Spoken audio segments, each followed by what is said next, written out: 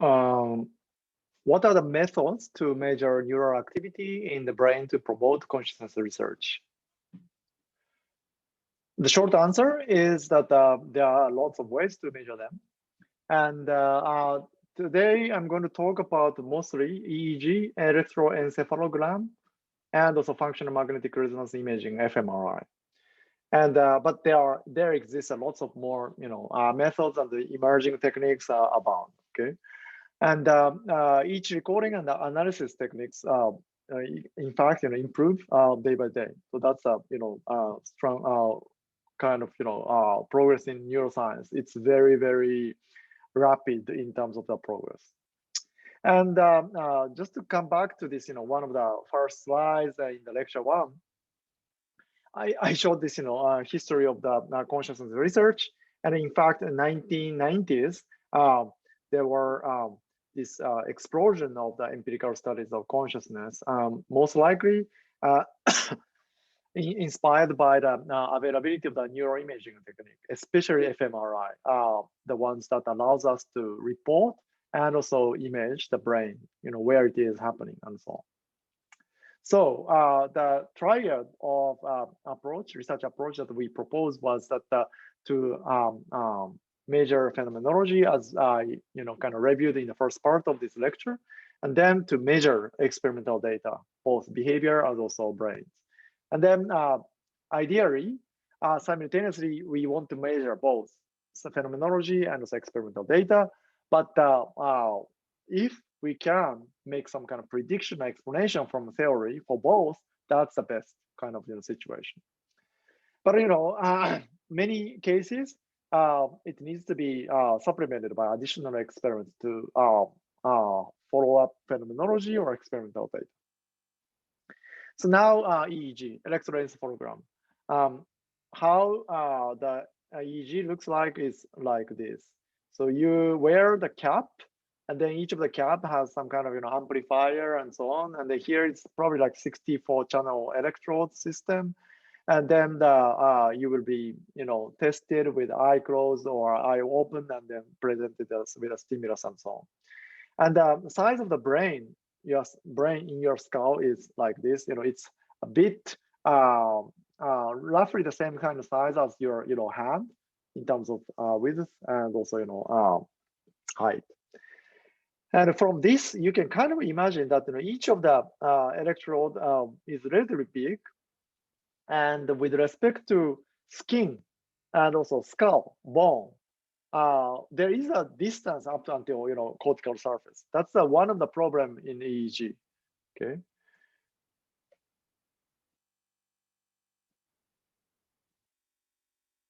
All right. And then because of this kind of filtering by the skins and also bone, when you by the time when you measure EEG, it's often the case that the signal is quite diminished. It's also kind of blurry compared to what you can record from inside of the brain, which I'm going to show you next. And magnetic encephalography, if you know in a bit of the physics, magnetoencephalography is one of the same thing, but picked up by different kind of methodology. And here, what it shows is that the change of the MEG signal, magnetic signals, can reflect quite a bit of the intracranial EEG, which is the recording from inside of the brain. And then just quickly to go to the functional magnetic resonance imaging, fMRI. What fMRI is measuring is the blood oxygenation level dependent signal called the Bogle signal. And the tricky thing is that the relationship between both and synaptic inputs and spiking outputs are highly complex. And we are going to go through that later. But this is a kind of the technique that allows us to do something really quite amazing and changing the consciousness research quite a bit. So in week one, I talked about this classification of the subjects who are not possible to react or verbally report or anything. And from outside, it's really even unclear whether he's conscious or not. But by just asking him to imagine, either playing tennis or walking around the hospital, we are able to see the distinct kind of pattern of activity, and that's possible with fMRI. Okay, and here this is a nice picture that summarizes lots of ways to perform neuroscientific experiments. And fMRI and the EEG are located here. And the x-axis is a time resolution, and y-axis is the spatial resolution.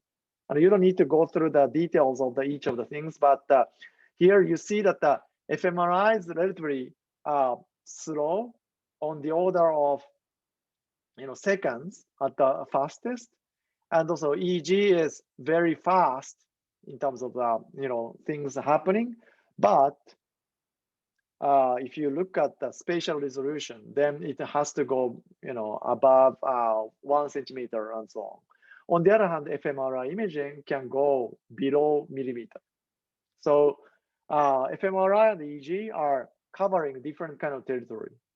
And then this thing, single unit of field potentials, are the ones that are more directly, locally looking at what the neurons are doing. So here, this is the level of the neuron, and this is a millisecond time scale here. Okay. And also notice that in 1988, which is pre-explosion period, there was some kind of analysis, the technique that was available, especially EEG was already there at that time, but fMRI was missing here. And currently there are many techniques to cover all of these spatial temporal regions. This is 2014, nice review. And you can imagine that basically kind of fuels the progress in the neuroscience of consciousness. In summary, so in this brief introduction, we can I just mentioned that we can record the neuroimaging data from conscious human participants, and using non-invasive technique. And that allows us to link between the phenomenological reports about experience and then data, neural recording, and then also predicted by the theory. But unfortunately, spatial temporal resolution of the non-invasive imaging is fundamentally limited in terms of the space or time for both EEG and fMRI respectively. So what are the neural, also, that means that we need to infer what's happening inside the brain based on these non-invasive data. So that's a quite a technically difficult kind of topic, but we need to understand it to some extent to address, to understand what's underlying conscious experience.